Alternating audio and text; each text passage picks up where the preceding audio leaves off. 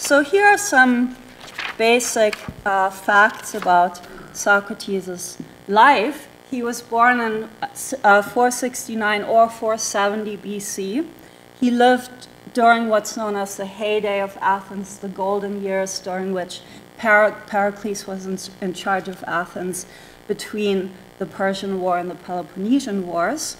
His father was a stonemason and his mother was a midwife. He often compares himself metaphorically to his mother as being some kind of intellectual midwife. He was married to Xanthippe and he had 3 sons. Now I'm going to give you a brief whirlwind tour of some basic positions that we get out of Plato's early Socratic dialogues. So Socrates was known to confront people in the marketplace with questions like what is piety, what is courage?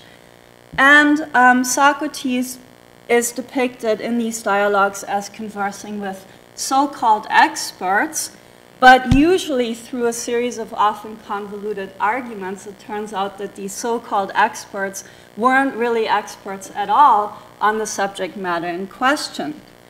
Typically, Socrates himself maintains that he doesn't know the answer to the questions that he asks, and typically the Platonic early Socratic dialogues end in what's known as aporia, that is, without a resolution or perplexity. And here you see a depiction of the Acropolis, Socrates' stomping grounds, what it would have looked like around the time of Socrates' philosophical activity. So, as I've said, typically the Platonic Socrates tries to stay away from explicitly endorsing positive philosophical theses, but there are some positions which we can attribute to him following these texts. One such position is the provocative, surprising thesis that moral virtue is a kind of knowledge or wisdom, namely knowledge of what is good and bad. So while we might have thought that we should hold someone to be courageous or cowardly on the basis of how this person behaves in the face of danger, according to the Socratic position, we should attribute this virtue to him on the basis of what he knows.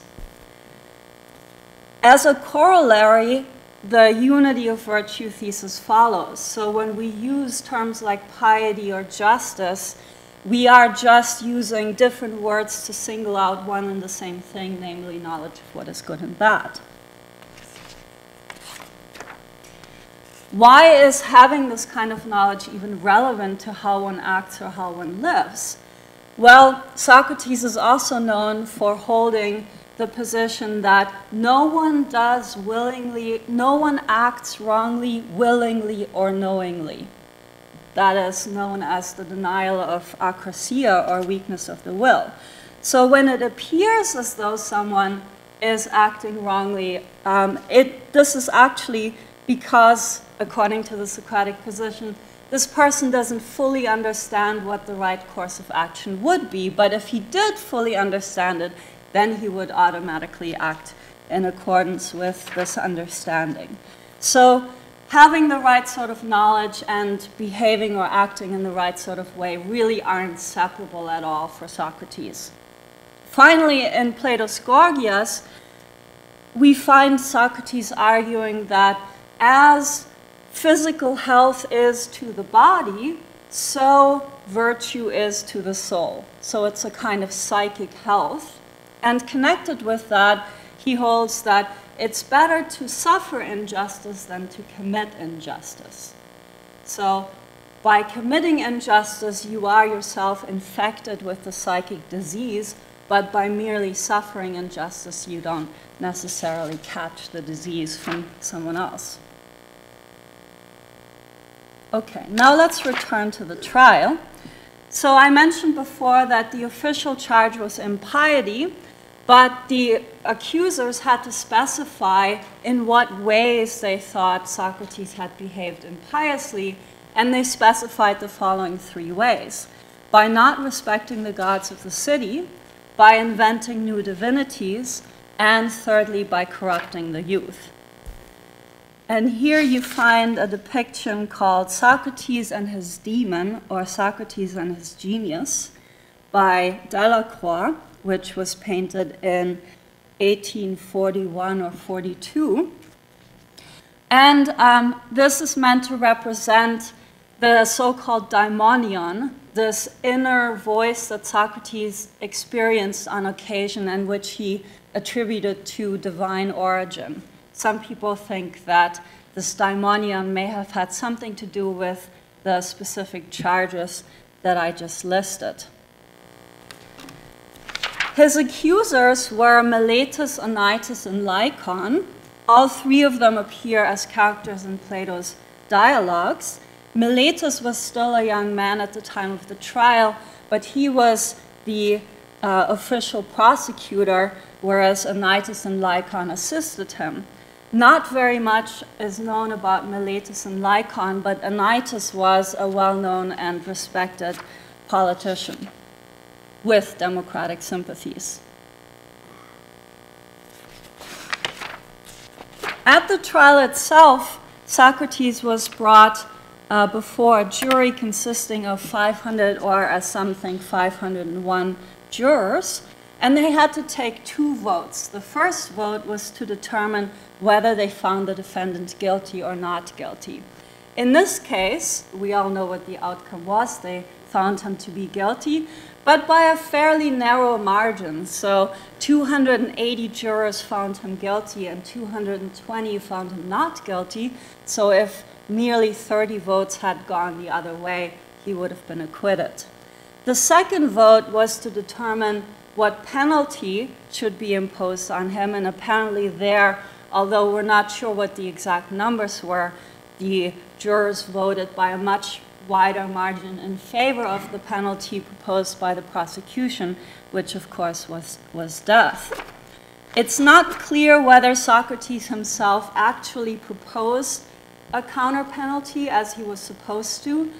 Their accounts vary. So in Plato's Apology, of course, we're told that Socrates at first mockingly proposed that he should receive free meals for the rest of his life and be treated like an Olympic hero by the city. But then, since he didn't think the jurors were going to go for that, he proposed a hefty fine of 30 minas of silver, which apparently amounted to about 8.5 years of wages of an average Athenian worker, and which would have had to be paid for mostly by his wealthy friends. Accounts also vary of what Socrates actually said at the trial. Some of the later writers, like the Greek orator Libanius in the 4th century AD, claimed that he didn't say anything at all, and presumably the motivation for that is that given Socrates' level of brilliance, if he had said anything at all, he couldn't have failed to persuade the jurors, and so it's best to say that he just didn't remain silent in his own defense. Plato and Xenophon both give us their reports of what, according to them, happened at the trial. And there's broad consensus that whatever exactly happened at the trial, the jurors would have found Socrates' behavior to be arrogant and provocative. Why did he refuse to escape from prison even though he was given the opportunity to do so? Well, in the Crito, Plato reports that Socrates' friends had arranged for him to escape, but he refused to accept the offer.